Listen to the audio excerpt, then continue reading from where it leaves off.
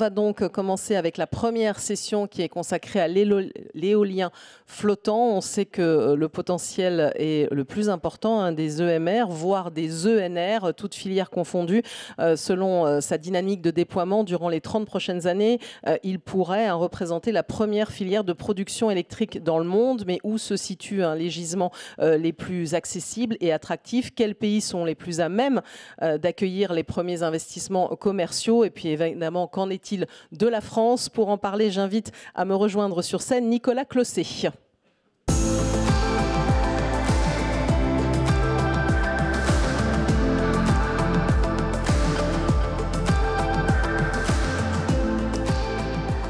Bonjour Nicolas Closset, merci d'être avec nous, un sous-directeur système électrique et énergie renouvelable à la Direction générale de l'énergie et du climat. Alors je vous présente, dans un instant on va parler de la France, mais on va commencer d'abord par une vision mondiale pour faire un peu écho au rapport de l'AIE ou si on retourne de l'autre côté, International Agency for Energy. Et pour en parler, on est en visio avec Ben Backwell. You are with us, Ben?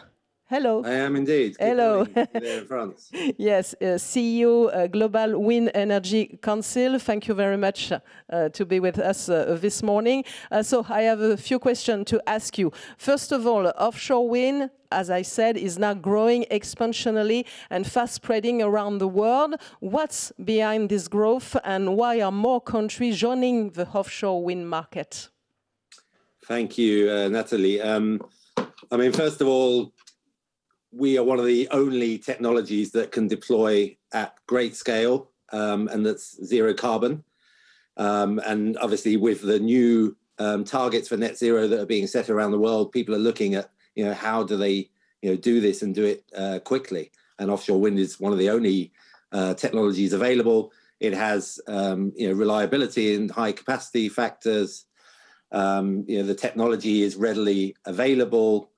And it's also a creator of jobs and stimulates economies and can address economic recovery after COVID as well. So we're seeing great interest, particularly in Asia, but in many places around the world, even in South Africa, also Brazil, Colombia, many places around the world. So now it's a matter of how quickly can the learnings be transferred from the established markets into new markets and get things going at the right speed. Both the IEA and IRENA are calling for nearly 2 terawatt of offshore wind by 25. Given that currently we are around 35 gigawatt, is this realistic? And when will we have most of the new capacity come from? Well, I mean, it's certainly a huge challenge, but also an opportunity for our industry, which is represented here at Sea Energy. I mean, it's just a great opportunity for us all. Now, I mean, okay, it seems like a mountain to climb. We're at 35 gigawatts. We need to get to 2 terawatts. But if you look at it and you break it down, I mean, first of all, with business as usual, we would expect to get to 270 gigawatts by 2030. That's kind of what's already in the pipeline. Now, we hope to kind of significantly accelerate that. Yesterday at the United Nations high-level dialogue, IRENA and GWEC announced a new compact, which will aim to scale up to 380 gigawatts by 2030 and then the 2 terawatts by 2050. But it's really about scaling up government action, streamlining, planning, and permitting. But certainly the investment appetite is there and the need is there. I talk about investment and what can governments do to unlock the investment in offshore wind, and what are the main challenges the industry faces? Well, I think the main challenges are that it takes a very, very long time to do anything. There's very long lead times. I mean, partly because these are very big projects, but also, the planning process is onerous. Even in the countries that have been successful, it takes 10, sometimes 14 years for some of these really big projects. Now that needs to be speeded up. And obviously, if we're deploying in new countries around the world, we can't repeat the same cycle because it will take just too long to really make an impact to climate goals. So, I mean, one thing is being able to create viable permitting regimes which are streamlined. And I was very interested to hear the comments by the minister around the initiatives France is taking in this process. It's better stakeholder management. And then it's also market design, which is adequate and which allows different countries to scale up in a steady kind of way without making abrupt changes. So, one thing we've been doing is working with places like Taiwan that have been successful in starting and trying to help them move on to different schemes as they scale up without endangering what's already been done at the beginning. So it's about investor certainty, it's about predictability, and it's also about setting targets so that there's a kind of long-term visibility and we can make investment in supply chain. We talk about Taiwan. We will have someone from Taiwan who will talk about his country and his strategy. But specifically this morning, we are talking about floating offshore wind. How important is floating offshore wind in this general picture? What needs to happen for floating offshore wind to be deployed at a commercial scale? Well, I think,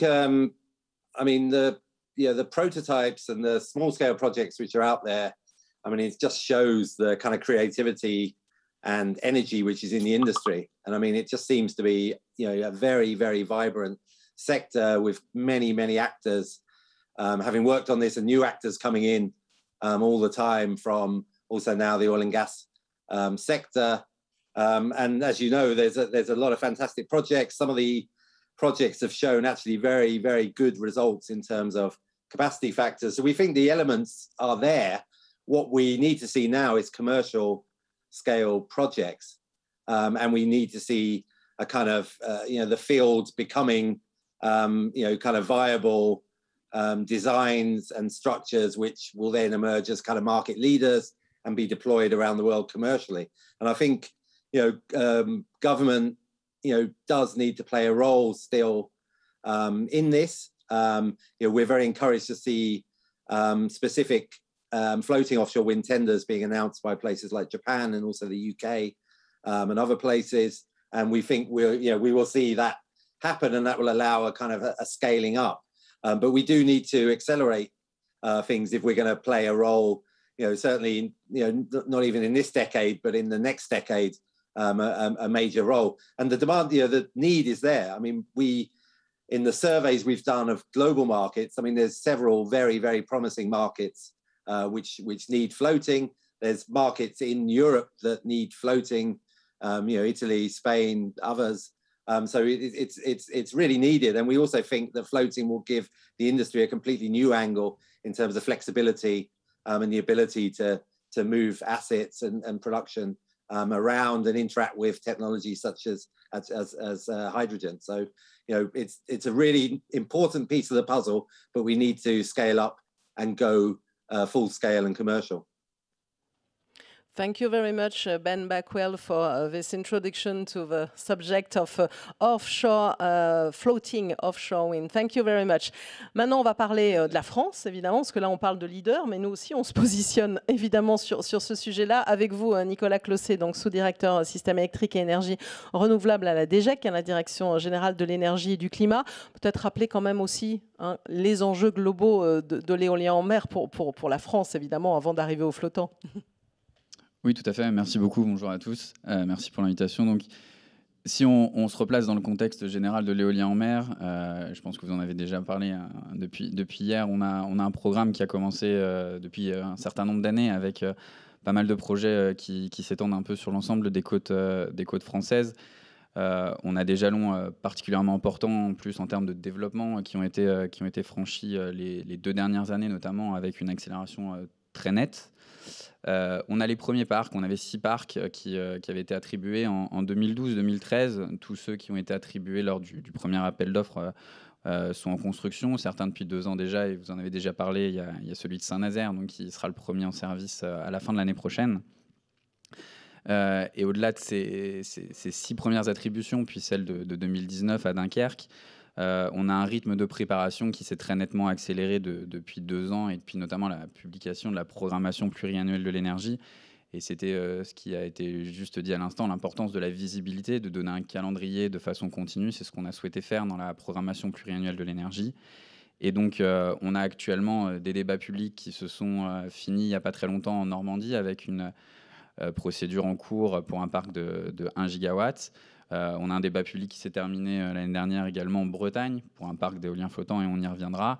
Et puis on a actuellement des débats publics qui sont en cours au large de la Méditerranée et qui vont démarrer très bientôt au large d'Oléron pour un parc au sud de l'Atlantique. Et concernant l'éolien flottant, c'est ce qu'on voit sur cette carte. On a quatre projets de fermes pilotes, donc 3 en Méditerranée et une au large de la Bretagne. Et une fois quand ces fermes pilotes, ça représente au total 115 mégawatts sur les près de 300 qui sont à un stade avancé de développement en Europe. Et donc avec ces 4 fermes pilotes, ça représentera aussi la moitié de celles qui seront en opération sur le continent en 2023. Donc ce qui montre quand même le positionnement de la France sur globalement l'éolien en mer et surtout sur le flottant. Alors justement, pourquoi ce positionnement? Vous allez nous en préciser un petit peu plus le cadre et les ambitions. Oui, tout à fait. Alors, on peut peut-être passer du coup à la slide suivante qui présente un peu le cheminement qu'on a eu depuis un certain nombre d'années. Alors, on en parle aujourd'hui comme la technologie d'avenir, mais ça veut dire que ça fait quand même un certain moment qu'il fallait y penser. Et donc, le chemin a été long, mais je pense qu'aujourd'hui, on peut être fier de tout ce qui a déjà été fait. On s'est intéressé très tôt à l'éolien flottant puisque, comme ça a été dit, ça permet d'aller plus loin des côtes, ça permet d'avoir un gisement plus important, ça permet de produire plus régulièrement et plus souvent. On a commencé très tôt le soutien, notamment avec la recherche et l'innovation et l'ADEME, avec dès 2018 deux projets, deux démonstrateurs qui ont été mis à l'eau, donc de tailles différentes, mais il y avait eu notamment à Sainte-Anne-du-Port-Dic et puis au Croisic. Les résultats étaient tout à fait prometteurs et ont permis de dérisquer la technologie. Il y a également eu un certain nombre de projets qui se sont développés en Europe et qui ont confirmé l'intérêt, comme je le disais, de pouvoir aller vers des fonds plus profonds où la technologie posée, qui quand même aujourd'hui est tout à fait éprouvée, ne permet pas d'aller. Et on a lancé en 2015 avec l'ADEME un appel à projet pour des fermes flottantes, des démonstrateurs pré-commerciaux. Je crois que d'ailleurs vous les voyez, ils seront présents juste après. Mais donc, voilà, chacun va se présenter à tour de rôle et présenter évidemment ces fermes pilotes, parce qu'il faut les mettre aussi en avant, mais vous pouvez évidemment en parler de votre point de vue. Je vais quand même me permettre de les nommer, donc, sans ordre évidemment particulier dans l'ordre où je vais les énoncer, mais il y a les éoliennes flottantes du golfe du Lion au large de l'E4. Ces 3 éoliennes qui représenteront une puissance de 3 mégawatts. Il y a Eolmed au large de Gorissan, qui est dans le même ordre de grandeur. Provence Grand Large, qui sera au large de Faraman avec 25 MW pour 3 éoliennes de 8 MW à peu près. Et puis les éoliennes flottantes au large de Groix et Belle-Île, également à peu près une trentaine de mégawatts pour 3 éoliennes. Et donc là, tous ces projets sont en cours de développement. Ils devraient être en service dans les toutes prochaines années, 2023-2024, mais je les laisserai expliquer plus précisément où est-ce qu'ils en sont dans leur calendrier. Et donc on est aussi dans les premiers à avoir, et c'est ce que je disais, lancé et prévu de faire des fermes commerciales. Donc on a le dialogue concurrentiel qui devrait s'ouvrir pour le parc au large de la Bretagne. Donc on prévoit un parc de 250 MW dans un premier temps et on prévoit déjà une extension de 500 MW, c'est ce qui est dans les intentions. Et au large de la Méditerranée, donc avec un débat public, comme je disais, en cours, avec également 2 fermes commerciales de 250 MW et avec aussi la perspective d'avoir un prolongement de 500 MW pour chacun de ces 2 parcs. Donc ça fait déjà un certain volume par rapport à tout ce qui est projeté dans le monde sur l'éolien flottant. Donc 3 fois 750 MW de prévu. Et puis, au-delà de 2023, on n'a pas encore d'emplacement prévu dans la programmation pluriannuelle énergie. Mais on sait qu'avec la baisse des coûts de la filière, l'optique, c'est de pouvoir aller vers 1 gigawatt d'éolien posé et flottant par an. Et compte tenu du gisement, on sait que ce gigawatt, il devrait être en grande partie pourvu par le flottant. Et c'est aussi parce que vous pouvez vous appuyer sur une filière, sur des entreprises qui sont en pointe aussi. C'est ça aussi La force de la France. Oui, tout à fait. Mais je pense que c'est comme ça a été dit juste avant, c'est un cercle vertueux. C'est nous on donne de la visibilité parce qu'on veut que les coûts baissent et la filière s'implique, se développe, a de la visibilité et donc investit et permet de baisser les coûts. Donc à la fin, on a tous les éléments pour avoir une filière qui crée des emplois, qui permet de faire baisser les coûts et qui permet de contribuer très activement à nos objectifs de décarbonation du mix électrique et plus généralement de la baisse de nos émissions de gaz à effet de serre sur l'ensemble de nos secteurs économiques. Alors, si je vous écoute bien, ces entreprises, elles peuvent compter sur le soutien de l'État dans le développement. Ah bah, si elles en doutaient encore, oui, on peut le confirmer. Je pense qu'on a donné suffisamment d'affichage, notamment dans la programmation pluriannuelle de l'énergie, pour ces perspectives de développement sur les 10 prochaines années. Et puis... Et on sait qu'il y a eu déjà, et on a pu voir le nombre d'usines qui se sont, alors pour l'instant beaucoup pour l'éolien imposé, mais pour l'éolien flottant, toutes les perspectives de développement qu'il y a. Et donc oui, on a déjà prévu et on a déjà indiqué le soutien, notamment budgétaire dans un premier temps, qui serait dévolu à ces installations. Donc, et puis on a vu qu'il y avait quand même un fort potentiel aussi. Il y a le soutien à l'export aussi, qui peut être un point important. Alors, c'est un domaine que je maîtrise oui, moins bien. Évidemment. Mais je le souligne. Je ne me prononcerai pas. Mais effectivement, on voit que les usines qui ont déjà été construites, et il y en a qui ne sont pas très loin d'ici, servent aussi à alimenter des parcs pour le Royaume-Uni notamment. Et je pense que c'est quelque chose dont on peut réellement être content. Merci beaucoup. Rien d'autre à ajouter, Nicolas Closet? S'il faut tenir le timing, je pense que non. Mais sinon, oui, on aurait évidemment plein de choses à dire sur cette filière. Merci beaucoup à vous pour votre intervention.